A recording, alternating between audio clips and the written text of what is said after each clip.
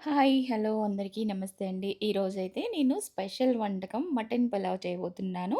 అది కూడా మన తెలంగాణ స్టైల్‌లో ఎక్కువ స్పైసీతో అనమాట. అంటే మనకి తెలంగాణ అంటేనే కొంచెం మనం స్పైసెస్ ఎక్కువ తింటాం కదా! అలాగనమాట. దీనికోసం నేను ముందుగా అయితే ఒక హాఫ్ కేజీ అది మటన్ తీసుకున్నాను. హాఫ్ కేజీ మటన్ తీసుకున్న తర్వాత ఒక గిన్నెలో ఆయిల్ వేసి ఇవి ఉన్నాయి కదా! లవంగాలు, సాజీరా, దాల్చిన చెక్క, అండ్ యాలకులు, ఇంకా బిర్యానీ ఆకు అవి కొంచెం కచ్చా పచ్చాగా దంచి ఫస్ట్ నూనెలో వేసేసుకోవాలి. తర్వాత ఆనియన్స్, పచ్చిమిర్చి వేసుకోవాలి. 4 పచ్చిమిర్చి అయితే సరిపోతుంది. తర్వాత పసుపు వేశాను.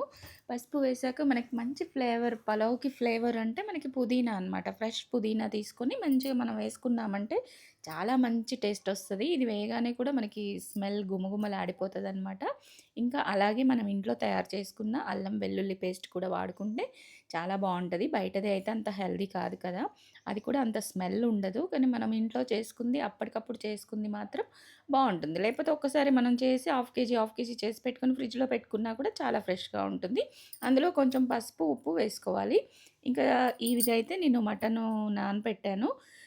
ఇది చేసే ముందు క్లిప్ మిస్ అయిందనమాట. ఇందులో నేనేం చేశానంటే ఉప్పు, పసుపు, కారం, మసాలా, నిమ్మకాయ, ఇంకా పెరుగు, కొన్ని ఆనియన్స్, కొన్ని పచ్చిమిర్చి, కొంచెం పుదీనా, కొద్దిగా కొత్తిమీర అన్నీ కలిపి మంచిగా కలిపేసి నానబెట్టేసి ఫ్రిడ్జ్‌లో పెట్టాను. ఒక హాఫ్ అన్ అవర్ అనమాట.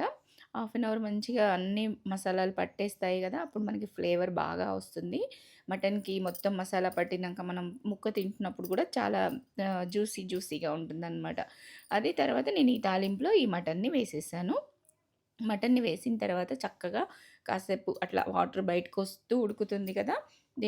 ఇలా ఉడుకుతుంది. కొంచెం వాటర్ పైకి తేలుతుందనమాట. ఇంకొంచెం సేపు మనం ఉడికించుకోవాలి. కొంచెం సేపు ఉడికించుకున్న తర్వాత ఇందులోనే అంతకుముందు కొంచెం కారం ఏసాం కదా! అది సరిపోదనమాట. మళ్ళీ ఒక 2 స్పూన్స్ కారం యాడ్ చేశాను. ఎందుకంటే కొంచెం స్పైసీగా ఉంటేనే బావుంటది పలావు. మటన్ కదా!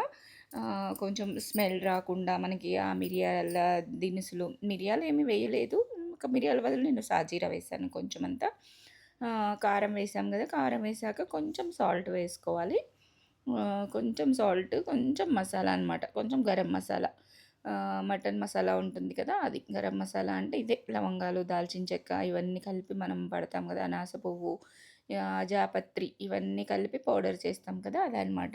అది కూడా ఇంట్లో చేసిందే. మనకెప్పుడైనా గూడా ఇంట్లో చేసిన మసాలాలతో చేసుకుంటే హెల్తీకి హెల్తీ మంచి టేస్ట్ ఉంటుంది. తర్వాత కొంచెం ఉప్పు వేశాను. ఉప్పు వేశాక ఇప్పుడు కొంచెం వాటర్ అనమాట. మనం రైస్ వేస్తాం కాబట్టి ఇందులో మనం 2 గ్లాసెస్ రైస్ వేసుకుంటే 4 గ్లాసెస్ వరకు వాటర్ తీసుకోవాలి. నేనైతే ఫస్ట్ 4 గ్లాసెస్ వాటర్ వేయటం లేదు. ఫస్ట్ ఒక 2 గ్లాసెస్ వేశాను. ఎందుకంటే మనం ఇప్పుడు మటన్‌ని ఉడికించాలి విజిల్స్ పెట్టి. కుక్కర్ పెట్టేసి నేను విజిల్స్ పెడుతున్నాను. ఒక 3 విజిల్స్ అనమాట సరిపోతాయి. మటన్ కొంచెం లేతగా ఉంటే 3 సరిపోతాయి. కొంచెం ముదురుగా ఉందంటే 4, 5 విజిల్స్ ఓకే. సరిపోతుంది. ఇప్పుడు నేను 3నే తీసుకున్నాను. ఇలా మంచిగా ఉడికిపోయింది కదా! ఇంకా వాటర్ కూడా ఉంది. దాంట్లోకి ఇంకొక 2 గ్లాసుల వాటర్‌ని యాడ్ చేశాననమాట. ఇది యాడ్ చేసిన తర్వాత దీంట్లోకి మనము ఇది బాగా కాగుతుంది కదా! అప్పుడు మనం రైస్ వేసేసుకోవాలి. ఇది 2 గ్లాసెస్ రైస్ అనమాట. Half KG mutton, 2 glasses rice. ఇలా వేసుకున్నాం కదా! ఇలా వేసుకున్న తర్వాత బాగా తిప్పితే ఈ స్పైసెస్ అన్నీ కూడా రైస్‌కి పట్టి మనకి ఈ పులావ్ అనేది మంచి స్మెల్ తోటి అసలు బాగా వస్తదనమాట.